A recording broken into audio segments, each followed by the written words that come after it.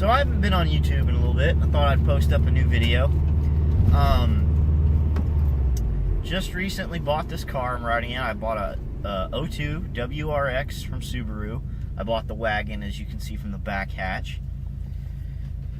I bought it because basically it was all-wheel drive, turbo platform. I originally had wanted a rear-wheel drive turbo platform, but hey, kind of started getting into looking at Subarus and really, how they ran and all that. And it seemed like a good buy. Picked it up for $7,000. It has exactly, had exactly 140,000 when I bought it. Seriously, like it was 1,399 or 399,996.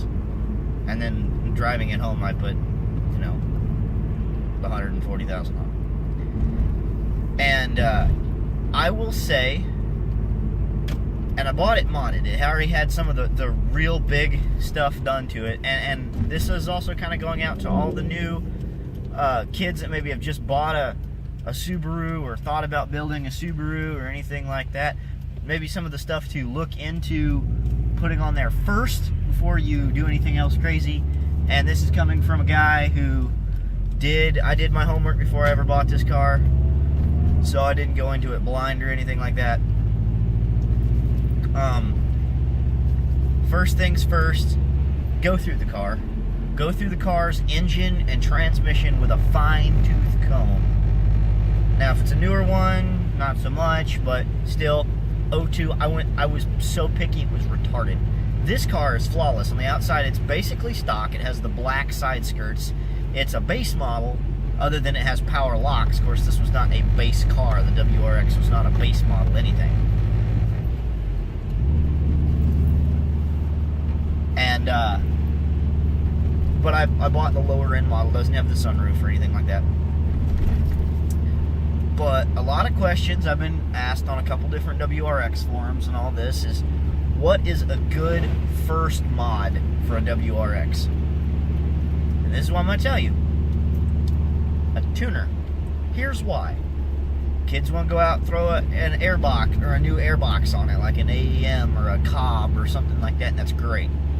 They want to throw an exhaust system on that, and even that ties for first. I would say an exhaust system wouldn't be a bad idea. The stock airbox is not that restrictive at all. If you just put like a K&N pad filter, the square box filters, it'll run for days. Won't have any issues. But the big problem comes from they throw all these parts in it all at once, pod filter and exhaust system and bigger turbo and front mount and all this and aftermarket BOV, and don't tune the car, and it runs like smashed ass.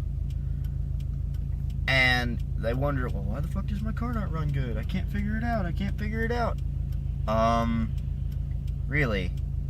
You didn't tune it. So, tune it with get like a Cobb access port would be my recommendation. The access port is an awesome system. This one has one. I got lucky enough to buy it with that, and that's $500 parts. I will lucked out. But yes, access port, and then take it to a dyno shop that actually knows what the fuck they're doing. Don't road tune something into it if you want to turn more boost into it or something. Take it to a dyno shop, put it on a fucking dyno, and dyno it. Then, once you've got it dynoed and everything, then start putting pod filter and air clean and all that. Then start putting all that in there. But don't just chuck all this shit at it and expect it to run, magically gain horsepower. It won't. It'll lower. You'll get better fuel economy instantly just because it has less restriction. And even then, Mighty Car Mods kind of proved that, the stock airbox isn't really that restrictive. And especially in the Subarus, because they kind of used their thinking cap when they made them. Granted, this car does not. I have a Cobb. Everything. I bought it with a bigger turbo on it that was already tuned. And then I put dump pipe, exhaust system, up pipe, intake, tuned it again, injectors, tuned it again. So I've put some money into how it's running. Another thing, don't throw big ass injectors on a stock TD04 turbo. You're pissing away money, and you're making your oil full of fuel. You fill your oil full of fuel, and you aren't helping yourself at any rate there. With you're just basically wearing your engine parts out because your oil's thin. But I do have bigger injectors in this one. I have 440, or I'm sorry, not 440, 593 injectors in this one, which are the STI injectors, because I have a VF34. Listen to it. Ooh, VF34s. I have the VF34 turbo, or I'm sorry, the VF39 turbo in here. My mistake. The VF39 turbo, and the STI intercooler, and all of that. The intercooler is kind of hit or miss. You can go ahead and throw that on there. All you're doing is it's just more volume, so your turbo's going to be a little more laggy. That's the thing. And it also depends on what you're trying to get with the car. If you just want it to be a great in-town, get up to a red light, stab it, 1, 2, 3, 4, and then let off, leave the TD04 in it. You're not getting top end speed. You want that snappiness, because that's what the TD04 was made for. That's why the STI, which is, what we make rally cars out of, true rally cars. Yes, the WRX is the rally car, blah, blah, blah, blah, blah. And ask anybody that seriously rallycrosses one of these if they didn't basically just STI clone a WRX. Just, the shell was cheaper, or it was a rolling shell, and they put, a 2.5 block in it, or left a 2.0 block in it, built it, and put all STI parts on it. Because essentially that's what I've done. Another thing, clutch.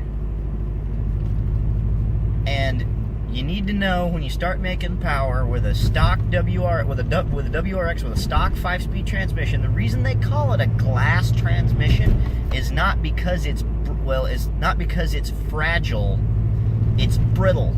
It's really rigid. It's not flexible, so you don't shear gear teeth off because it's all-wheel drive. From my understanding, I may be completely wrong. Please comment if you know more than I do, but I think that was from what I understood from my readings. That's what it was there for. Now, the way you don't break gear teeth: don't actually stab the gas. Roll into it. If anybody out there knows anything about dirt car racing, or anything about actually like drifting and stuff like that, you don't stab the gas. You roll into it. Rolling into the power is what lets your transmission stay healthy. It likes that, because a slow, hard load, versus a jerking motion, you can pick stuff up using your back muscles all day long. It's just when you try to jerk something up, you hurt yourself. It's the same basic principle. You jam on them things, you'll snap the gear teeth off. But if you roll into them and slowly add the pressure to it, it's okay. To a point. I mean, granted, this car puts down just shy of 300 horsepower as it sits now. Intercooler, turbo, downpipe, uppipe, exhaust, injectors, intake, tuning, all of that. It makes about 18.5 pounds of boost now, instead of like the stock. I want to say stock for a WRX is like between 13 and 15, something like that. It makes just shy of 3. I'm wanting to say in like the 280s, 290s, somewhere in there. I can't remember. It's been a hot minute since I actually dynoed the car, because I've been reviewing the actual just driving of the car for about a year now. So as far as all that goes, I don't know where I have my dyno sheet. Anyway, this has been my project and basically been my money pit for a while. And granted, I paid $7,000 for the car with the turbo and the STI intercooler, and an initial tune. Once again, using the access port. I got the access port with the car. So he just keyed in the turbo that it was using an STI turbo. And the computer basically said, yeah, here's our boost figures using wastegate pressure. Wow.